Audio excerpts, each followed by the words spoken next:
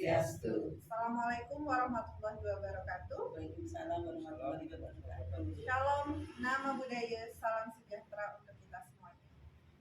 Perkenalkan, kami dari calon guru penggerak Angkatan 9 Kota Denpasar yang bertugas di SD Negeri 27 Pemecutan.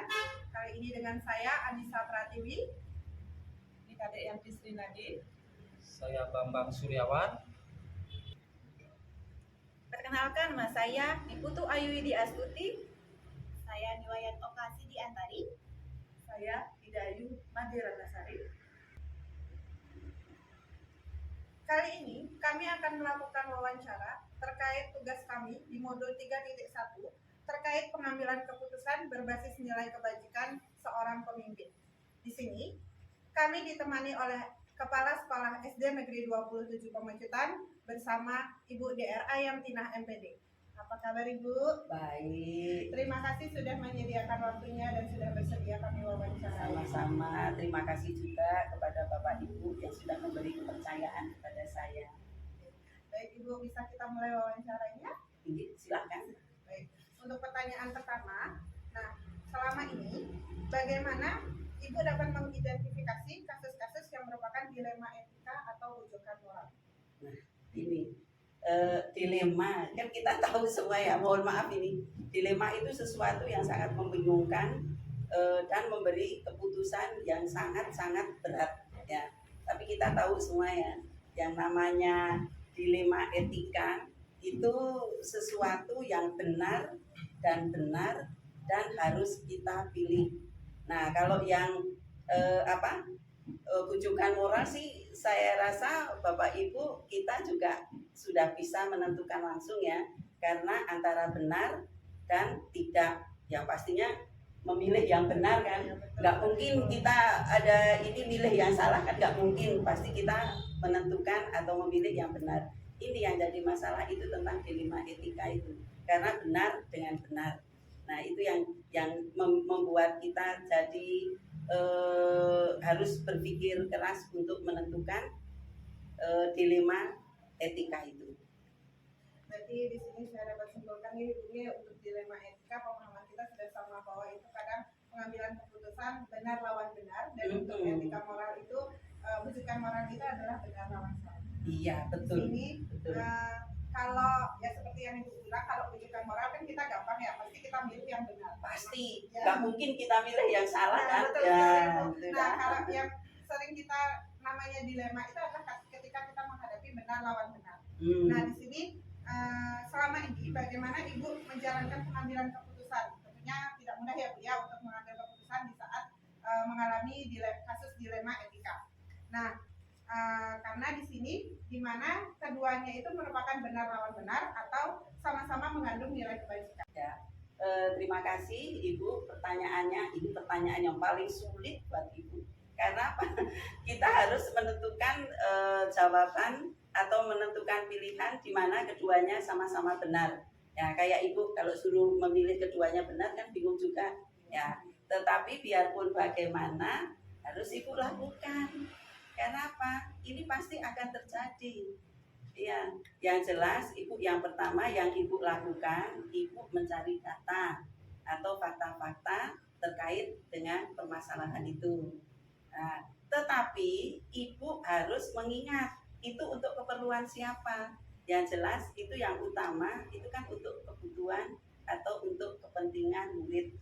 Jadinya semua data atau fakta yang mengacu ke kepentingan murid.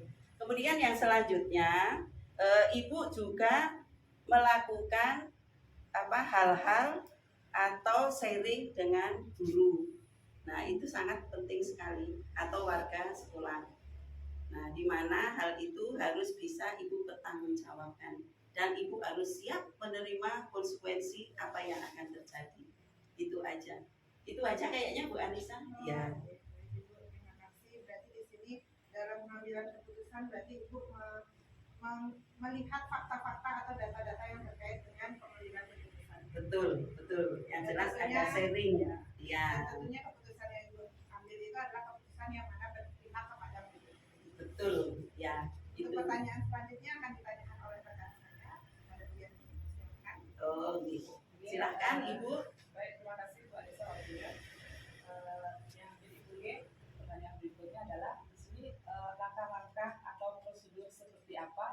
yang bisa Ibu lakukan selama ini terkait dengan dilema etika yang Ibu alami? Iya, ya. Langkah-langkah yang Ibu lakukan di sekolahan terkait dengan dilema etika itu yang pertama yang jelas Ibu mengumpulkan data atau fakta-fakta. Ibu tidak mau melakukan dengan secara gegabah karena ini menyangkut kepentingan umum bukan untuk pribadi Ibu. Ini langkah yang pertama. Kemudian langkah yang kedua, Ibu menentukan siapa saja yang terlibat. Ya, karena kalau ada masalah pasti nggak mungkin dong nggak ada yang terlibat. Kalau cuma sendiri pasti nggak akan terjadi masalah. Nah, sedangkan langkah ketiganya, Ibu menganalisis mana yang benar, mana yang salah sesuai dengan permasalahan yang saat itu. Dan yang sangat penting sekali, Ibu selalu sharing dengan guru atau warga di sekolah. Itu sangat penting sekali. Karena kita makhluk sosial, nggak mungkin kita bekerja sendiri, itu tidak mungkin. Pasti kita selalu minta bantuan dengan orang lain. Ya. Kemudian yang bisa Ibu lakukan langkah selanjutnya setelah sharing dengan guru-guru, dengan warga sekolah, ya jangan lupa CS atau satpam itu sangat berpengaruh sekali karena permasalahan itu mungkin juga saat ada beliau ada masalah itu. Nah, langkah selanjutnya yaitu Ibu baru mengambil keputusan.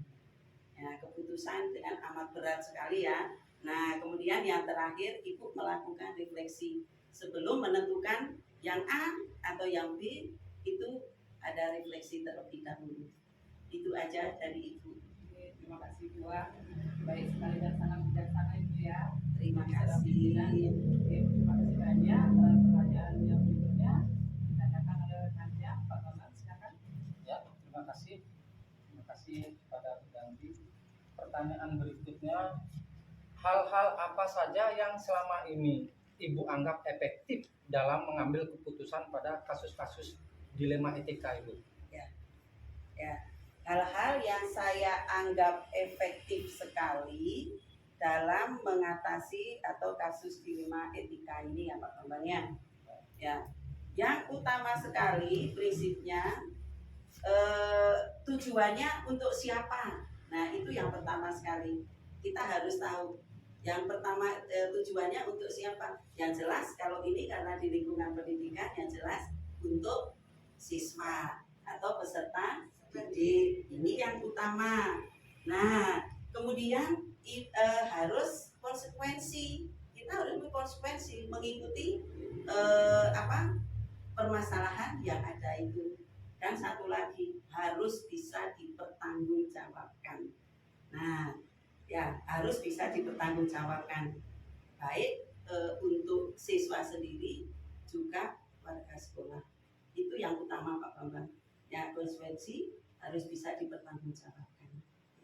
Baik, berarti di sini Ibu mengambil keputusan juga melihat konsekuensinya dan juga kita melihat harus berpihak pada siswa. Betul. Baik, terima kasih Ibu atas jawabannya. Untuk pertanyaan berikutnya akan ditanyakan oleh rekan saya Ibu Ayu. Oke, terima kasih.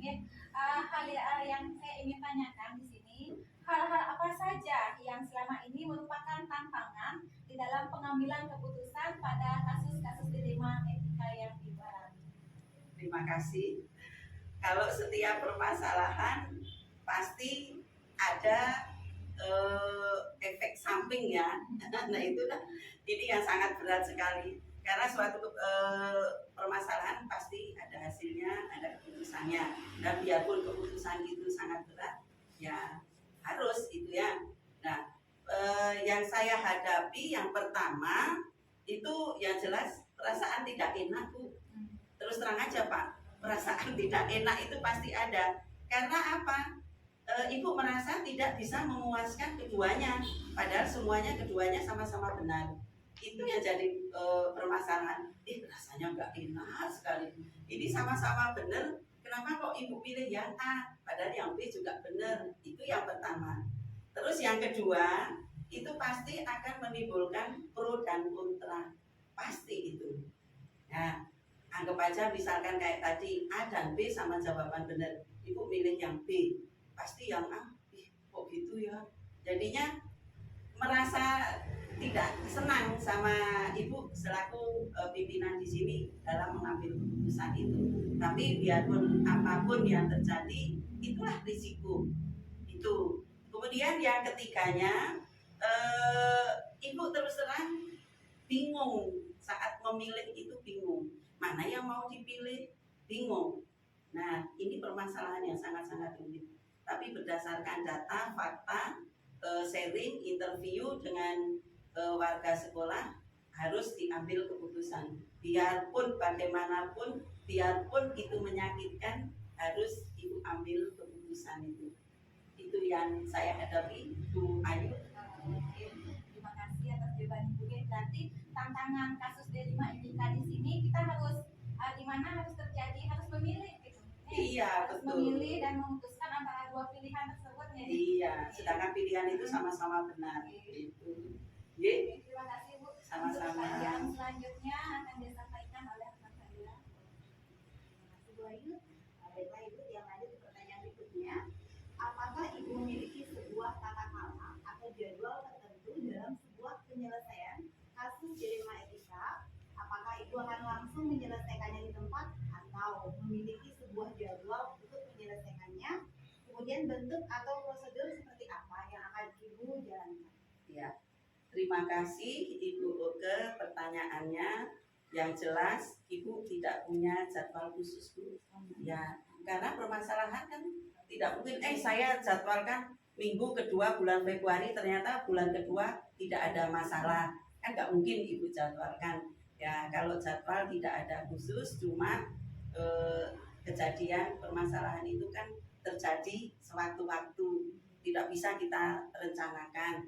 Nah, kalau mengambil keputusan saat itu bisa juga Ibu lakukan jika saat itu ada bukti, ada data atau ada fakta yang bisa mendukung itu.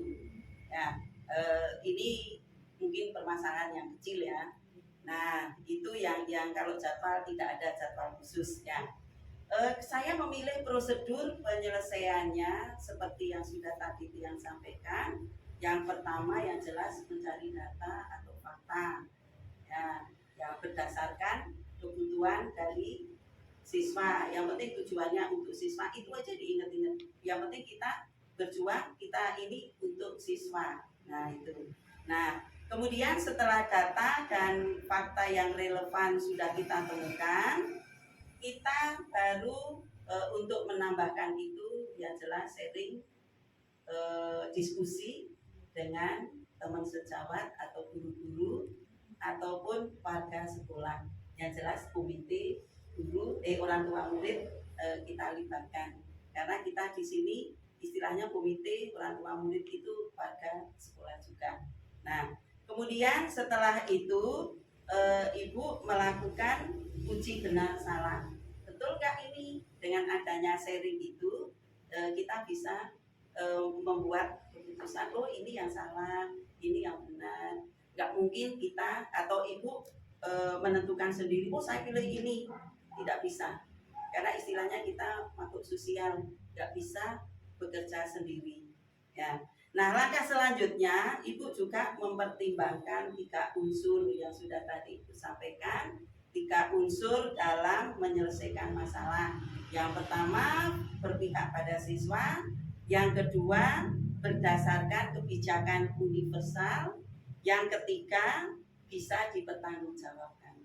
Itu.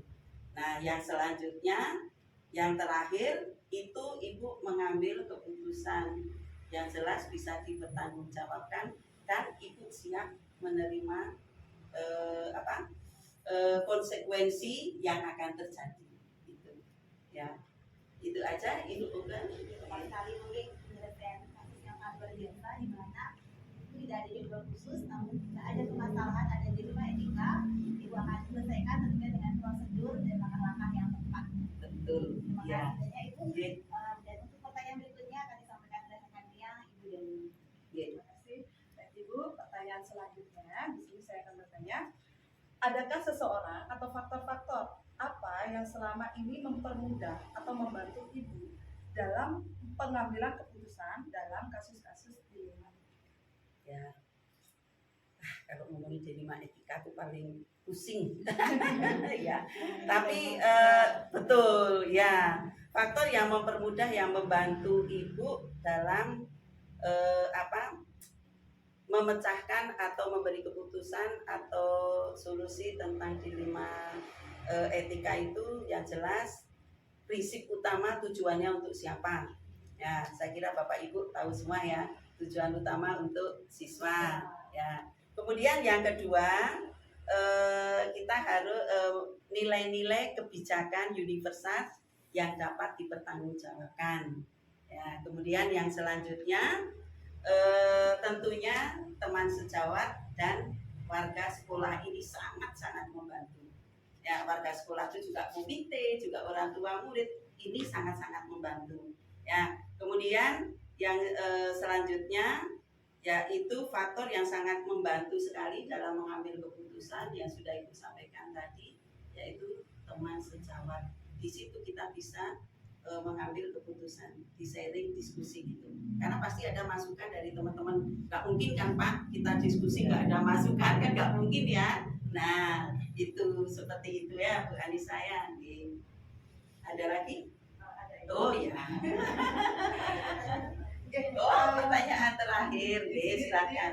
Saya menyimpulkan pertanyaan yang 7, hal yang mempermudah adalah dasar yang digunakan tadi mengambil keputusan, yaitu berpihak pada murid, nilai-nilai kebajikan universal dan bertanggungjawabkan, serta dalam mengambil keputusan tadi Ibu memfokuskan pada semua.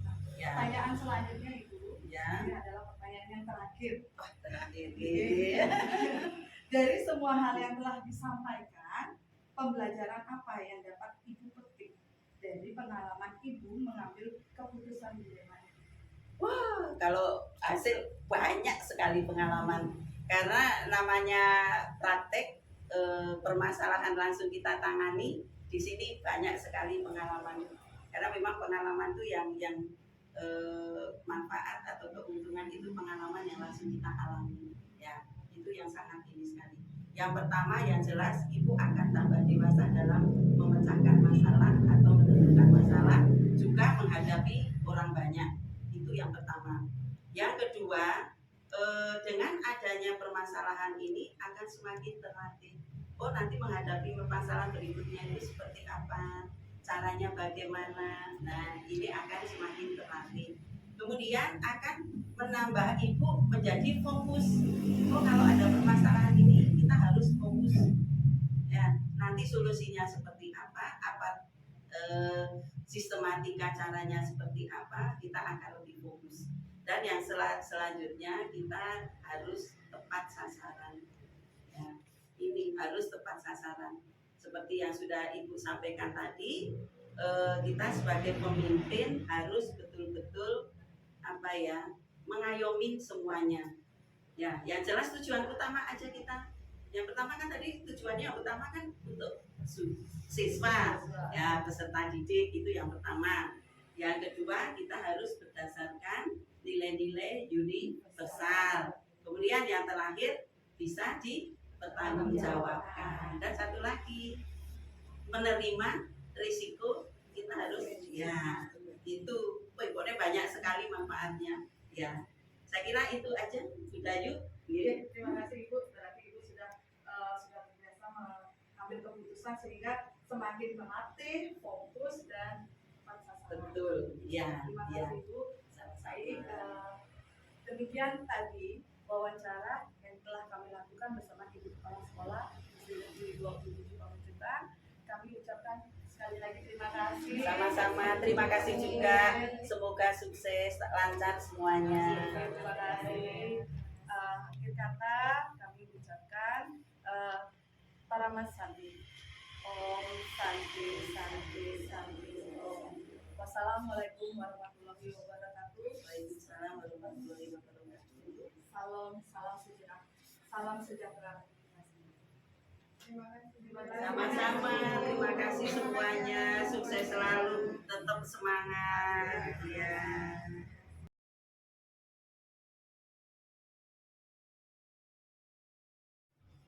Om Swastiastu. Assalamualaikum warahmatullahi wabarakatuh. Salam sejahtera untuk kita semua. Salam Namo Buddhaya. Perkenalkan, nama saya Niputu Ayu Widi Astuti, calon guru penggerak angkatan 9 Kota Denpasar dari SD Negeri 27 Pemecutan. Pada hari ini, Senin tanggal 12 Januari 2024, saya akan melaksanakan kegiatan wawancara bersama Bapak Iwayan Mustika. Selamat pagi Pak. Selaku Kepala Sekolah dari SD Negeri 9 Pebuyangan, Denpasar Utara. Om Swastiastu Bapak. Selamat pagi. Maaf sebelumnya saya mengganggu waktu Bapak pada hari ini. Saya akan melakukan wawancara terkait tugas saya di calon guru penggerak angkatan 9 mengenai modul 3.1, yaitu pengambilan keputusan berbasis nilai-nilai kebajikan sebagai seorang pemimpin. Ada beberapa pertanyaan yang ingin saya ajukan kepada Bapak. Yang pertama, selama ini bagaimana Bapak dapat mengidentifikasi kasus-kasus yang merupakan dilema etika atau rujukan moral? Ya, terima kasih Bu Ayu. Ya, untuk kasus yang terjadi khususnya kami di SD 9 Pebuyangan, ya, yang jelas pasti ada dan memang pernah ada. Untuk identifikasi kasus, ya, kita bagi menjadi dua. Yang pertama kasus dilema etika, yaitu kasus benar dengan benar. Tentu dibilang kewaspadaan tinggi karena memutuskan antara permasalahan yang benar dan benar. Yang kedua, rujukan moral, yaitu otomatis sudah sangat gampang kita memberikan keputusan karena keputusan itu antara berhadapan dengan yang benar dan yang salah. Otomatis ya tidak ada pilihan lain lagi, harus memutuskan pasti yang benar. Kemudian pertanyaan yang kedua, bagaimana Bapak menjalankan pengambilan keputusan di sekolah, terutama untuk kasus-kasus di mana ada dua kepentingan yang sama-sama benar atau sama-sama mengandung nilai kebajikan? Nah, untuk kasus seperti yang Mbak Yu sampaikan tadi, bagaimana cara mengambil keputusan yang jelas, kadang-kalanya kasus bukan terjadi antara benar dan salah, tapi sama-sama benar. Yang menjadi syarat kita untuk sebelum mengambil keputusan yaitu tetap melakukan kerjasama, yaitu dengan melakukan identifikasi kasus yang ada yang kita dengan mengumpulkan berbagai fakta-fakta yang ada dari berbagai sumber, baik yang berkasus atau yang diajak permasalahan tersebut. Sehingga dalam untuk memberikan sebuah keputusan, kita mementingkan tetap adalah kepentingan utama adalah kepentingan pendidikan di sekolah yang kita bersama. Kemudian bagaimana Pak langkah-langkah atau prosedurnya seperti apa yang biasa Bapak lakukan selama ini? Untuk selama ini setiap ada permasalahan, langkah-langkah yang kita ambil tidak adalah tetap melakukan koordinasi dan tetap untuk melakukan semua permasalahan itu dengan semua memberikan harapan kepada Dewan Guru, menerima semua pendapat dan semua arahan tersebut, sehingga di dalam sebuah mengambil keputusan dengan mengumpulkan data-data basal yang ada, sehingga setiap keputusan yang kita ambil betul-betul punya nilai moral yang siap kita pertanggungjawabkan. Pak, bagaimana hal-hal apa saja ini yang selama ini Bapak anggap efektif di dalam pengambilan keputusan pada kasus-kasus dilema etika? Untuk kasus dilema etika, hal-hal yang sangat efektif dalam pengambilan keputusan, yaitu tidak ada lain adalah untuk tetap berlandaskan pada prinsip, yaitu nilai-nilai yang kita sudah menjadi pakemkan, yaitu berlandaskan sebuah dasar hukum yang jelas dan tegas dan mengandung nilai-nilai yang tetap menjadi ranah kita yang tetap, yaitu memiliki konsekuensi untuk yang mengikutinya, sehingga di dalam pengambilan keputusan tersebut kita tetap mengedepankan kepentingan umum. Hal-hal apa saja yang selama ini merupakan tantangan dalam pengambilan keputusan pada kasus-kasus dilema etika? Untuk kasus dilema etika, tantangan itu pasti ada, khususnya juga untuk di sekolah kami yang dalam notabene sekolah yang tetap dalam tahap perkembangan, ya. Yaitu tantangan yang pertama, di mana situasi yang terjadi harus kita membutuhkan atau memilih di antara keputusan sama benar, sehingga kita tetap ambil adalah untuk yang punya kekuatan hukum yang jelas dan tegas, sehingga keputusan kita betul-betul bersifat mutlak dan universal, yaitu untuk kepentingan pendidikan yang menjadi tanggung jawab kita bersama. Pertanyaan selanjutnya nih Pak nih, apakah Bapak memiliki sebuah tata cara atau jadwal tertentu dalam sebuah penyelesaian kasus dilema etika? Apakah Bapak langsung menyelesaikan di tempat atau memiliki sebuah jadwal untuk menyelesaikannya, baik itu bentuk atau prosedurnya seperti apa yang akan Bapak jalankan?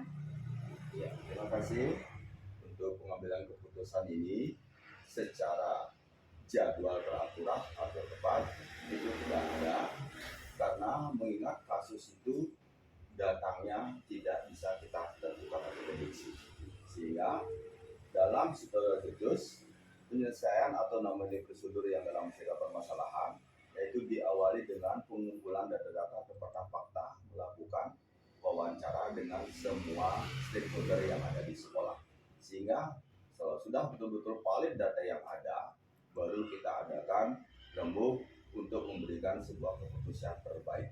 Yang terakhir, pengambilan keputusan dilakukan dengan kesadaran yang penuh dan rasa tanggung jawab, sehingga bisa mengayomi untuk kepentingan bersama. Berikutnya Pak, adakah seseorang atau faktor-faktor apa yang selama ini mempermudah atau membantu Bapak dalam pengambilan keputusan dalam kasus-kasus dilema etika?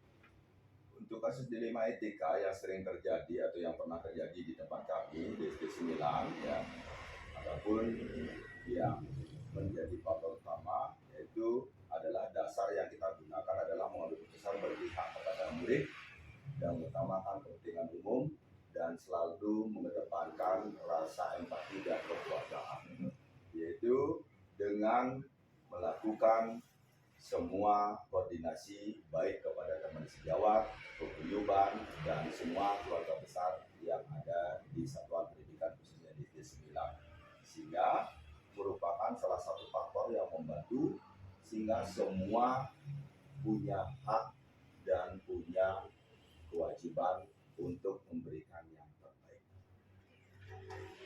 Nah, pertanyaan yang terakhir nih Pak nih.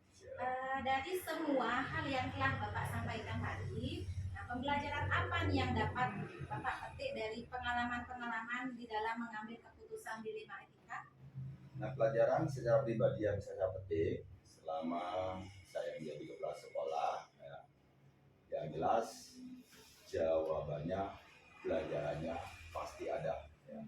Di mana setiap pengambilan keputusan, utamanya keputusan yang diambil dengan masalah dengan benar, kita dituntut semakin dewasa, kita dituntut semakin untuk awas terhadap permasalahan yang setiap saat pasti berbeda kasus dan cara pemecahannya, sehingga tidak ada harapan lain, koordinasi dan musyawarah mufakat tetap kita kedepankan, sehingga semua berhak memberikan saran pendapat sebelum kita memutuskan setiap terjadinya permasalahan, utamanya terhadap yang masalah benar-benar, sehingga apapun yang kita putuskan di dalam satu permasalahan tidak mencari menang kalah, tapi mencarikan win-win solution dan menjadi satu konsep kita hormati dan kepentingan bersama.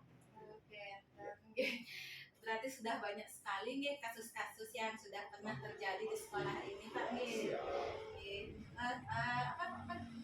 Berapa lama nih Bapak sudah menjadi kepala sekolah di SD? Untuk kepala sekolah yang untuk di sekolah ini boleh dibilang baru mengawali di tahun ajaran ini, ya.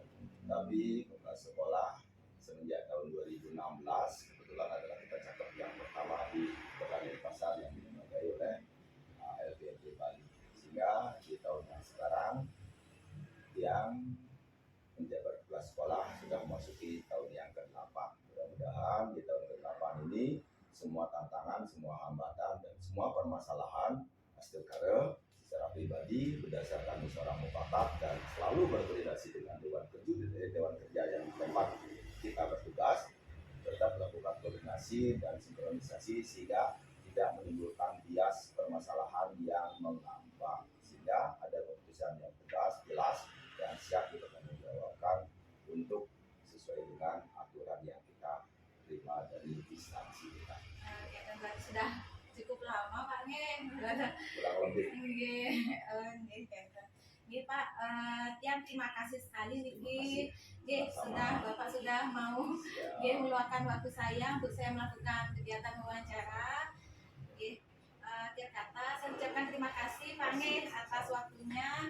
Nggih, demikian kegiatan wawancara pada hari ini. Semoga bermanfaat ke depannya. Nah, akhir kata saya tutup dengan Parama Santi. Om Santi Santi Santi Om. Wassalamualaikum warahmatullahi wabarakatuh. Salam sejahtera untuk kita semua. Salam Namo Buddhaya.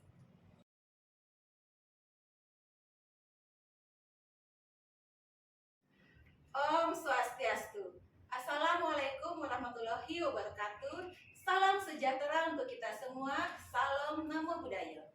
Perkenalkan, nama saya Niputu Ayu Widyastuti, calon guru penggerak Angkatan 9 Kota Denpasar dari SD Negeri 27 Pemecutan. Pada hari ini saya akan melakukan wawancara pada salah satu kepala sekolah di SD Negeri 19 Daupuri terkait tugas pada calon guru penggerak Angkatan 9 pada modul 3.1 pengambilan keputusan berbasis nilai-nilai kebajikan sebagai pemimpin. Sebelumnya saya izinkan untuk Kepala Sekolah Bapak Yudi untuk memperkenalkan diri. Om Swastiastu, perkenalkan saya Yoya Yudi Andara, Kepala Sekolah SD 19 Daupuri, Kecamatan Denpasar Barat. Oke, terima kasih Bapak. Oke, sebelumnya terima kasih kepada Bapak Yudi sudah meluangkan waktunya pada hari ini untuk saya mewawancarai Bapak selaku Kepala Sekolah terkait tugas saya di calon guru penggerak Angkatan 9 mengenai modul 3.1 pengambilan keputusan berbasis nilai-nilai kebajikan sebagai seorang pemimpin. Oke, yang ingin saya tanyakan kepada Bapak sebelumnya, sudah berapa tahun Bapak Yudi menjadi kepala sekolah di SD Negeri 19 Daupuri? Saya sebagai kepala sekolah baru 1 tahun per 1 Januari tahun lalu, mungkin tidak begitu lama, baru 1 tahun. Oke. Kemudian ini ada beberapa pertanyaan yang ingin saya tanyakan kepada Bapak. Yang pertama, selama ini bagaimana Bapak dapat mengidentifikasi kasus-kasus yang merupakan dilema etika atau rujukan moral? Dalam mengatasi kasus yang terjadi di sekolah yang berkaitan dengan pengambilan keputusan yang bertanggung jawab, sebelumnya saya itu adalah terlebih dahulu menganalisis kasus tersebut ya, apakah termasuk dilema etika atau rujukan moral. Kemudian ketika kasus tersebut telah dianalisis, hal yang saya lakukan saja adalah mencari kekuatan dari keputusan yang akan saya ambil. Mungkin seperti itu. Berarti menganalisis dan mencari kekuatan atas kasusnya tersebut. Kemudian pertanyaan yang kedua, selama ini bagaimana Bapak menjalankan pengambilan keputusan di sekolah Bapak, terutama untuk kasus-kasus di mana ada dua kepentingan yang sama-sama benar atau sama-sama mengandung nilai kebajikan? Nah, dalam mengambil keputusan yang melibatkan dua kepentingan yang sama-sama besar, tentunya kita harus benar-benar melihat dari sisi kekuatan dari masing-masing keputusan. Dalam pengambilan keputusan ini, hal yang saya lakukan sebelumnya adalah menganalisis kekuatan masing-masing keputusan yang saya akan ambil. Kemudian setelah itu saya akan mendiskusikan bersama rekan yang saya percaya untuk memberikan pertimbangan. Kemudian selain itu, saya juga mencari informasi terkait keputusan yang sama yang pernah diambil oleh pemimpin di luar sana. Jadi saya tidak serta-merta mengambil keputusan tanpa mempertimbangkan aspek-aspek yang menjadi kekuatan dalam keputusan yang saya ambil. Nah, karena itu saya memiliki prinsip keputusan yang saya ambil harus dapat dipertanggungjawabkan dan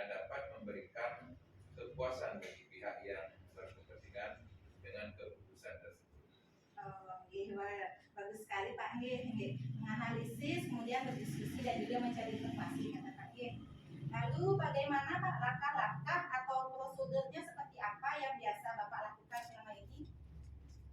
Langkah atau prosedur yang saya ambil selama ini dalam mengambil keputusan di sekolah yaitu ada beberapa. Yang mungkin yang pertama itu adalah melakukan analisis terhadap kasus atau tantangan yang sedang dihadapi di sekolah. Kemudian yang nomor dua, melakukan diskusi dengan pihak yang berkaitan langsung dengan kasus yang sedang dihadapi. Dan yang nomor tiga itu adalah melakukan kajian terkait kekuatan dari setiap rencana keputusan yang akan saya ambil terkait kasus yang sedang dihadapi. Kemudian yang nomor empat, mencari informasi apakah rencana keputusan yang saya ambil pernah dilakukan oleh orang lain dan apakah hasil yang diambil oleh pemimpin tersebut dapat berdampak baik atau menyelesaikan kasusnya. Kemudian yang nomor lima itu setelah selesai melakukan hal tersebut, hal yang saya lakukan tentunya adalah melihat apakah keputusan yang saya ambil tersebut tidak bertentangan dengan hukum atau terjadi pelanggaran hukum. Kemudian yang terakhir tentunya di sini, jika semua itu sudah saya lakukan, selanjutnya saya menyampaikan keputusan tersebut dalam rapat-rapat dengan rekan guru seperti rapat tim sekolah. Mungkin kurang lebihnya seperti itu. Berarti ada 6 langkah di sini Pak Anggi untuk melakukan prosedurnya Anggi. Selanjutnya Niki yang ingin saya tanyakan, hal-hal apa saja yang selama ini Bapak anggap efektif di dalam pengambilan keputusan pada kasus-kasus dilema etika? Nah, hal yang saya anggap efektif adalah mengambil keputusan yang berkaitan dengan dilema etika tersebut. Yaitu ketika saya mengambil keputusan berdasarkan kekuatan dari masing-masing keputusan yang saya ambil. Jadi selain itu melakukan pencarian informasi juga terkait dengan keputusan yang sama dan pernah juga dilakukan oleh pemimpin lain seperti rekan-rekan kampus misalnya. Jika rasa sangat efektif karena dalam mengambil keputusan dari sana saya dapat mendapatkan informasi atas kekuatan yang ada dalam setiap mengambil keputusan. Kemudian pelibatan para pihak dalam mengambil keputusan saya rasa akan menjadi sangat penting dilakukan karena ini akan mendapatkan lebih banyak kekuatan dari keputusan yang akan kita ambil. Oke, berarti pengambilan keputusan dengan melakukan dengan mengambil keputusan orang banyak itu Pak Anggi. Oke.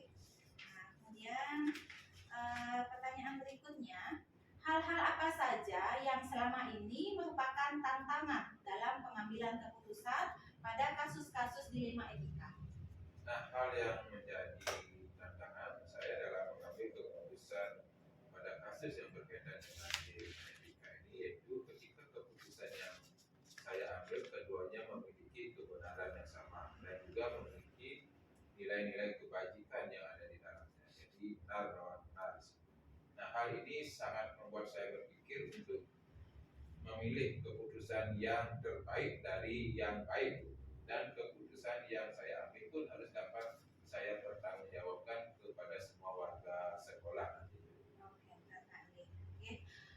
Lalu apakah Bapak memiliki sebuah tata kala atau jadwal tertentu dalam sebuah penyelesaian kasus dilema etika? Apakah Bapak langsung menyelesaikan di tempat atau memiliki sebuah jadwal untuk menyelesaikannya?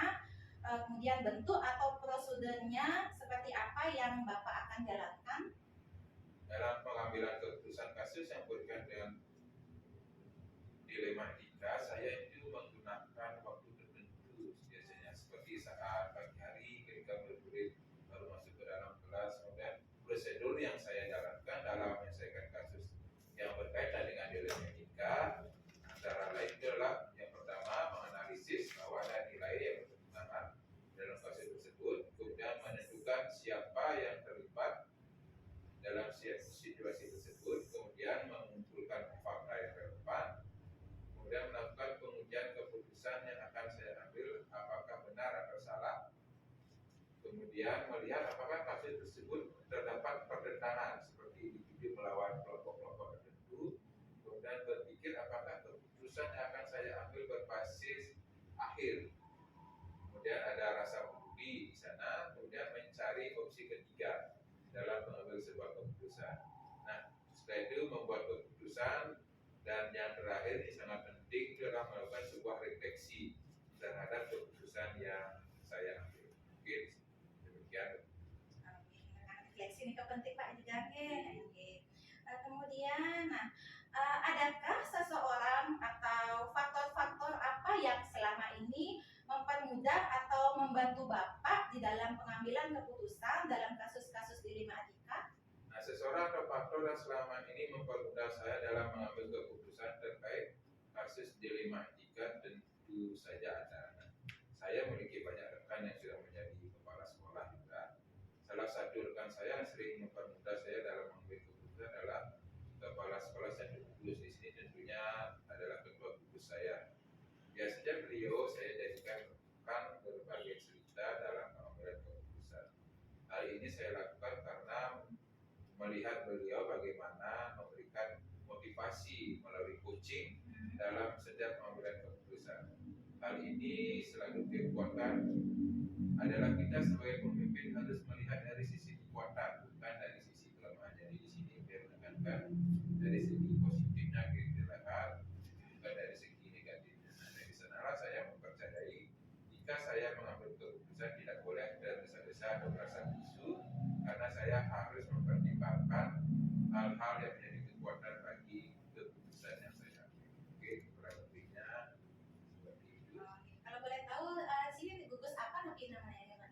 Nah, di sini namanya gugus 1, gugus paling besar, gugus paling tua kalau boleh dikatakan. Oke. Ya Pak, pertanyaan terakhir ya dari saya. Nah, dari semua hal yang telah Bapak sampaikan tadi, nah pembelajaran apa yang dapat Bapak petik dari pengalaman yang mengambil keputusan di Lima Atika? Nah, dari semua yang saya sampaikan tadi, pembelajaran yang dapat saya ambil dalam hal ini adalah saya berpikir kita sebagai seorang pemimpin sekolah tentunya banyak sekali mengalami kasus yang keputusannya sama-sama benar dan memiliki nilai kebajikan. Yang berkaitan dengan hal tersebut, kita sebagai pemimpin tidak boleh gegabah dalam hal ini dalam mengambil sebuah keputusan untuk kepentingan orang banyak. Nah, pengambilan keputusan haruslah memperhatikan beberapa hal seperti di antara lain adalah menganalisis bahwa ada nilai yang ditetapkan dalam kasus tersebut, kemudian menentukan siapa yang terlibat dalam situasi tersebut, kemudian mengumpulkan fakta-fakta yang relevan, melakukan pengujian keputusan yang akan saya ambil apakah benar atau salah, melihat apakah kasus tersebut terdapat perkara seperti individu melawan kelompok-kelompok, dan berpikir apakah keputusan yang saya ambil berbasis hasil akhir. Peraturan atau rasa peduli ada di sana, mencari opsi ketiga tentunya dalam mengambil sebuah keputusan, kemudian baru membuat keputusan, dan yang terakhir itu melakukan refleksi atas keputusan yang saya ambil, sehingga nantinya kita bisa melakukan tindak lanjut tentang keputusan yang akan kita buat. Seperti itu. Seperti itu Pak. Berarti bisa saya simpulkan di sini kasus yang pertama Bapak itu menganalisis, kemudian menganalisis siapa yang terlibat, kemudian pengumpulan fakta, pengujian keputusan, dan juga mencari opsi, dan yang terakhir melakukan refleksi. Sekian pertanyaan yang bisa saya ajukan kepada Bapak. Terima kasih sudah meluangkan waktunya pada hari ini untuk saya melakukan wawancara kepada Bapak. Akhir kata saya ucapkan terima kasih Pak. Om Santi Santi Santi Om. Assalamualaikum warahmatullahi wabarakatuh. Salam sejahtera.